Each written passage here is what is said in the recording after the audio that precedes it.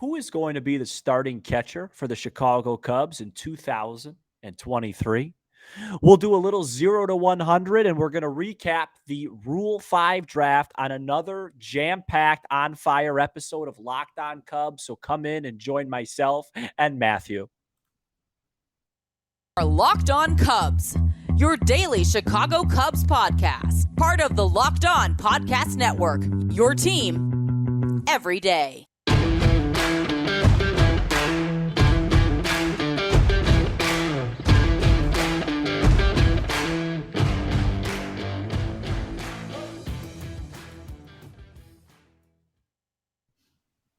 Welcome into Locked On Cubs alongside Sam Olber. I'm Matt Cozy. Pleased to be with you for a Thursday episode, whenever and wherever you may be listening. And thanks for making Locked On Cubs your first listen every day.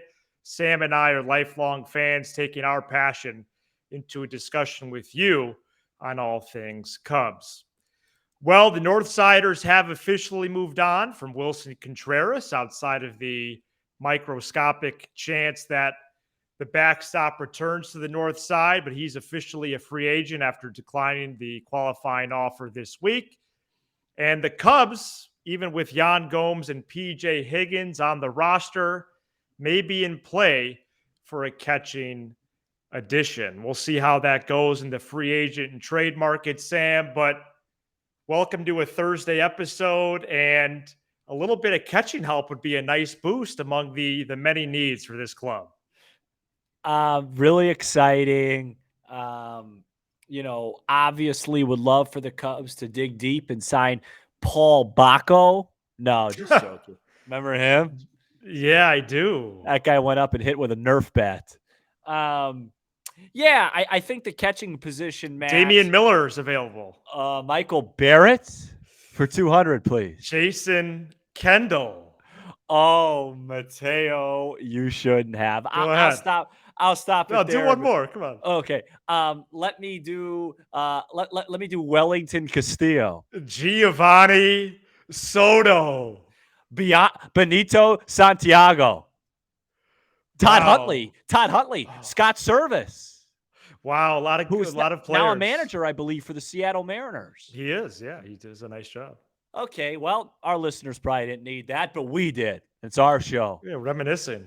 I don't remember what I was going to say. So, listen. The catching market for the Cubs right now. So, the catching position reminds me a lot of the third base position for the Cubs, in the sense that it's an area of need, but is it an area of priority? And because we know shortstop, we know center field, we know pitcher. And by the way, there was just a report, I'll get it to you later on, that Cody Bellinger is the Cubs' main center field target right now. We had that on this program a month and a half ago. If you want to credit your sources. A week and a half ago, but yeah. No, it wasn't a week and a half ago. We did a Bellinger episode at least 2 weeks ago. Yeah, you're probably right. It does add up to probably two. No, don't shortchange this program. You're right. So we've been thinking, all right, are they gonna make a trade?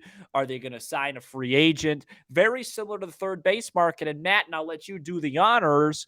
It looks like they are very much involved in the catching market. And let me just say this before I pass it along to you.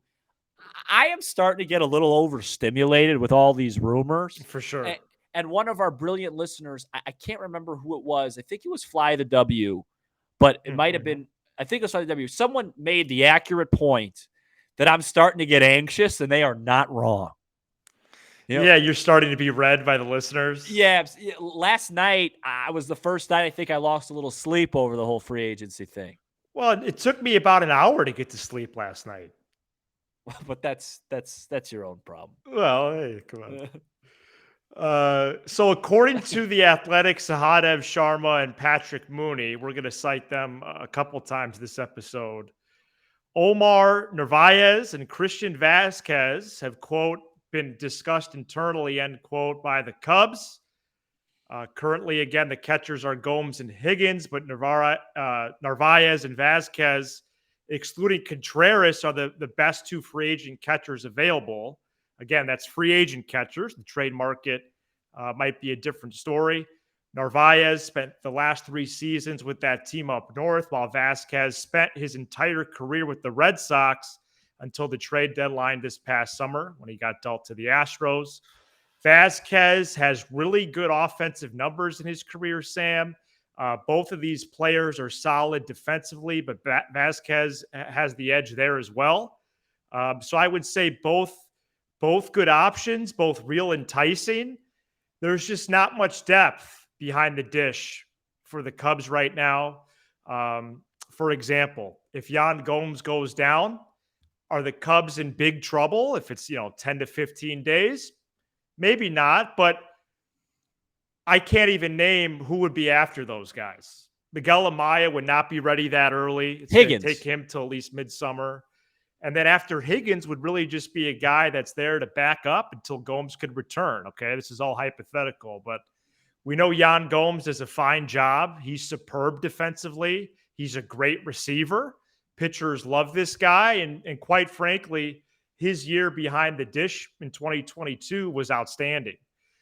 Higgins has showed flashes of potential with the bat. He's always hit well in the minor leagues. Of course, there's going to be some growing pains in the show. But even defensively, he's been okay. As I say to the high school players, if we don't notice you back there, that means it's going okay. Because that position, if we notice you, that means something bad has happened. A ball gets under the wickets. You got crossed up with the pitcher. You didn't frame a pitch that well. You don't frame well at all. So there's a list that for catchers that I take a look at. Vazquez and Narvaez would be great additions. And the thing is, Sam, Fangraphs has been projecting the contracts. And for Narvaez, it's 2 years, 14 M's. And Vazquez, it's 2 years, 16 M's. So there's no difference. So if you could get the player that's better in Vazquez, I would be head over heels. But Narvaez would be a fantastic add as well. I agree with almost everything you said. I didn't expect them to add a catcher, so this would be a bonus in my mind. Yeah, but after the case you made, it almost feels like they need to.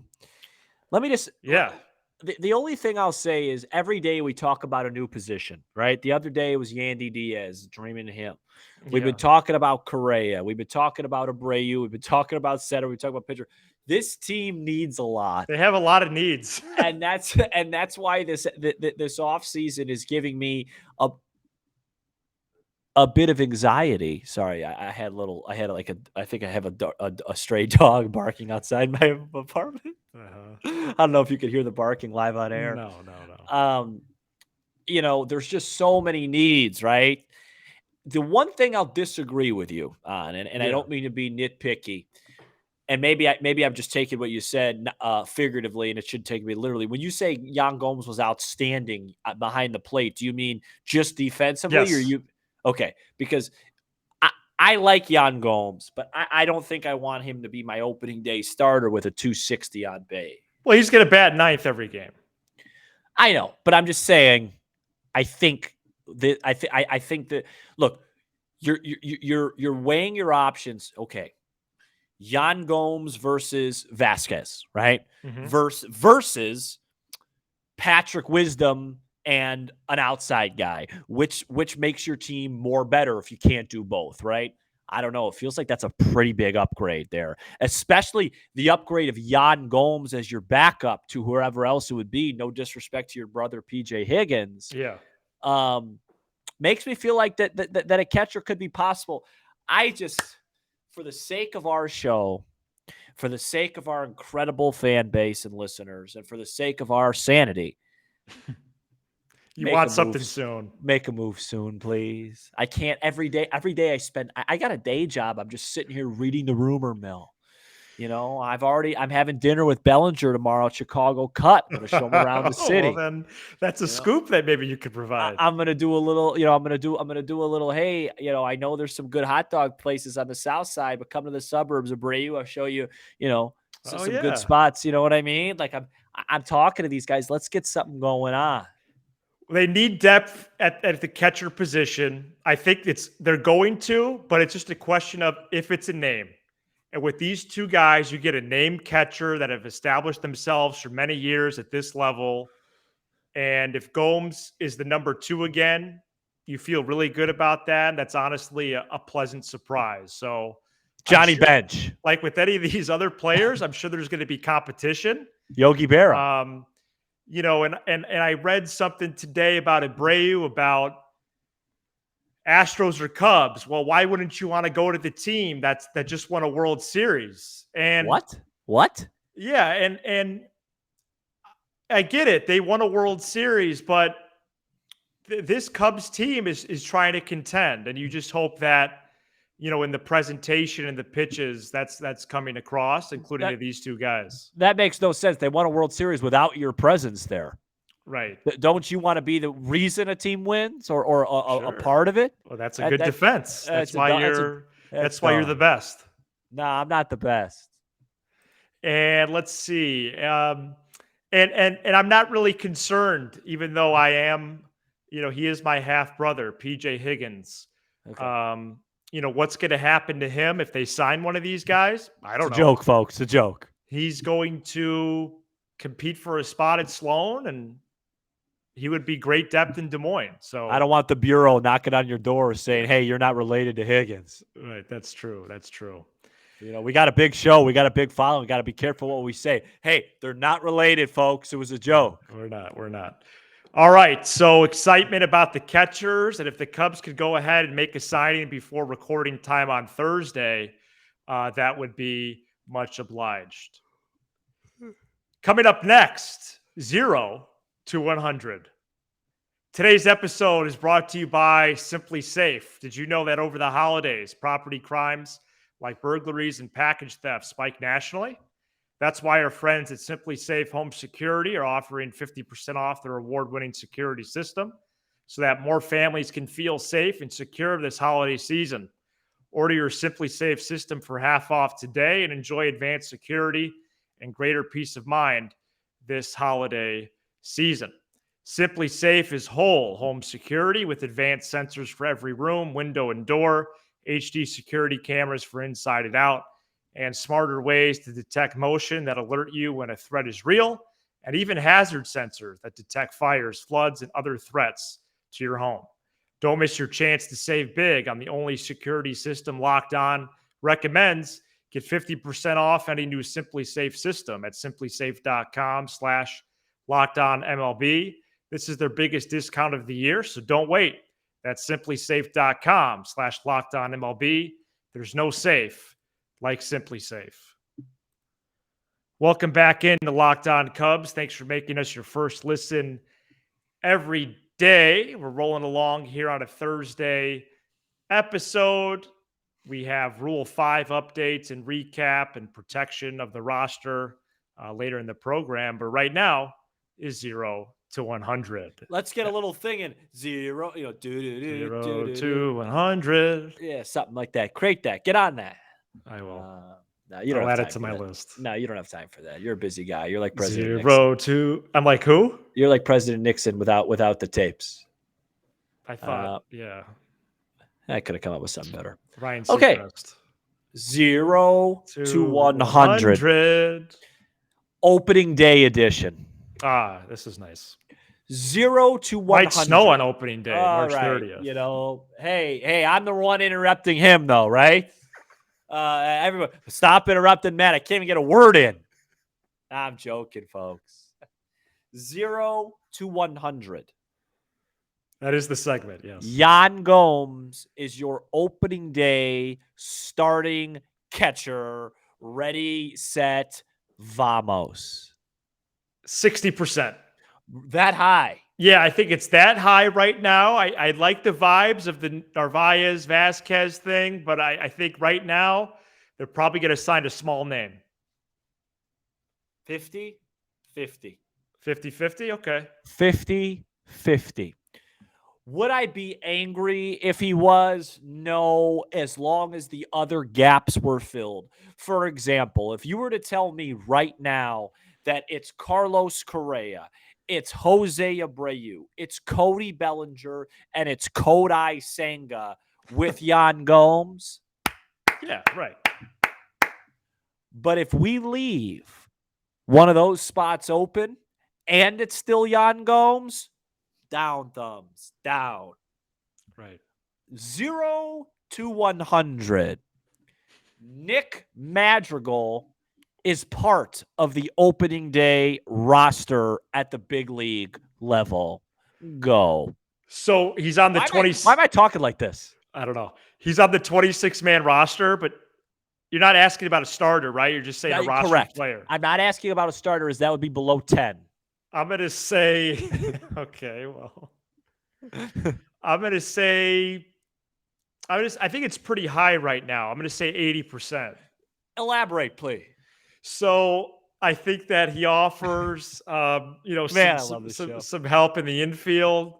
And, I could foresee, especially with the shortstop addition, some good competition with Madrigal and Mastrobuoni. Perhaps give me an order of that, please. Perhaps McKinstry, if he's not non-tendered. Easy on the marinara for the Mastrobuoni, please. Morel and others. So, but I think he would have the edge over those players right now. And then I'll answer, but then follow up with McKinstry, please. Well, my instinct is to say McKinstry.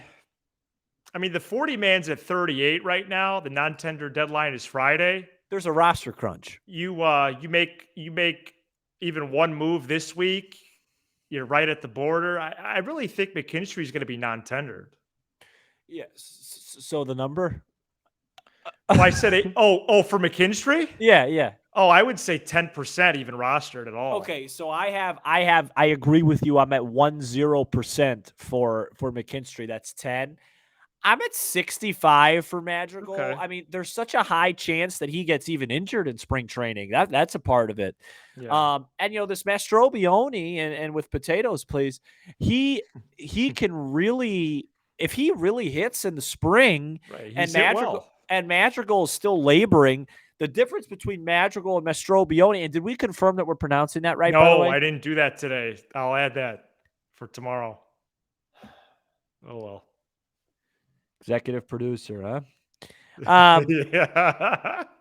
I'm just a pawn. Mastrobuoni, Nice locked on shirt, can play short. Madrigal can't. McKinstry can't. So if they go out and they add a shortstop, yes, you probably want to have more than one utility infielder, but Wisdom, Morel, Player X, Mastrobuoni, Horner, it starts to get kind of crunchy. So I wouldn't say it's an absolute certainty. That's true. And I think Morel would have an edge probably amongst those guys. Yeah, because Morel could play the outfield too. Mm-hmm. Oh, okay. Still me. You want to do one more? I'm going to do one more if you don't mind. 0 to 100. Yeah. The Chicago Cubs will have a player that finishes top 5 in MVP voting this season. You don't even have to name the player if you don't want to. That's a good one. Because we don't. It could be Correa. I'm going to say 20%.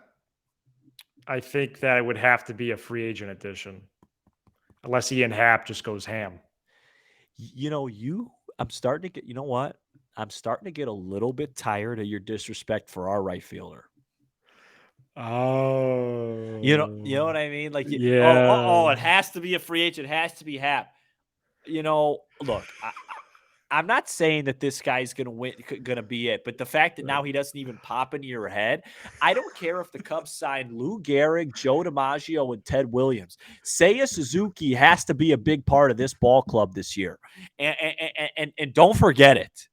Okay, he's got to stay healthy, hit the ball, and get a good strike zone. And with that, I'm going to say 32%.